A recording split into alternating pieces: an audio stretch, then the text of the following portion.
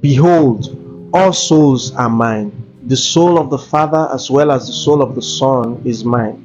The soul who sins shall die. Ezekiel 18:4.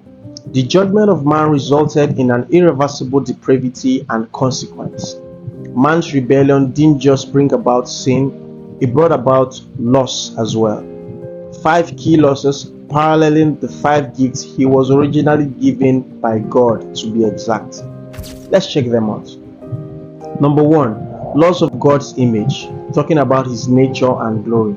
Man was created to reflect God's glory, just like the moon reflects the sun, but sin shattered that mirror. Romans chapter 3:23 reminds us, for all have sinned and fall short of the glory of God. Man no longer radiated his righteousness. Instead, he became lost in the darkness of sin. Number 2, loss of God's likeness, his character and attributes. Man didn't just lose his connection to God, he lost his very nature. John 8:44 reveals that instead of walking in God's love, humanity took on the nature of sin, rebellion, and self-centeredness. Isaiah 53:6 confirms, we all, like sheep, have gone astray. The love we were meant to embody was replaced by lust, pride, and selfish ambition. Number 3, loss of dominion, talking about authority to govern creation. Genesis 1:28 tells us man was given dominion over the earth, but through sin we handed that authority to the devil. Psalm 115:16 reminds us that the heaven belongs to the Lord, but he has given the earth to mankind. Yet in 2 Corinthians chapter 4:4 we see that Satan became the god of this world. This is why Jesus, during his temptation, was offered all kingdoms of the world. Remember Luke 4:6.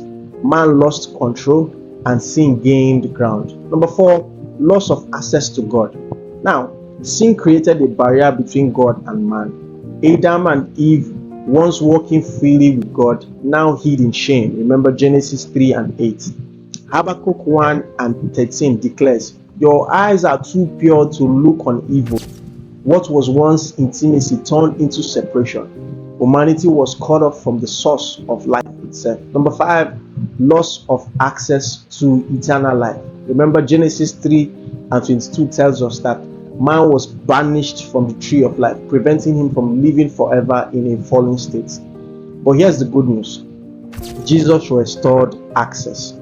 Through his sacrifice, John 10:10 promises us life and life abundantly. And John 3:16, the popular verse, gives us the ultimate hope. For God so loved the world that he gave his only begotten Son, that whoever believes in him should not perish but have eternal life. Yes, man's rebellion caused a great loss, but God's love is even greater. Through Jesus, we can proclaim what was lost, his nature, his presence, his eternal life, all of it. It's good to know that the story doesn't end in loss, it actually ends in redemption. Join me in the next one as we explore this journey together. Shalom, shalom.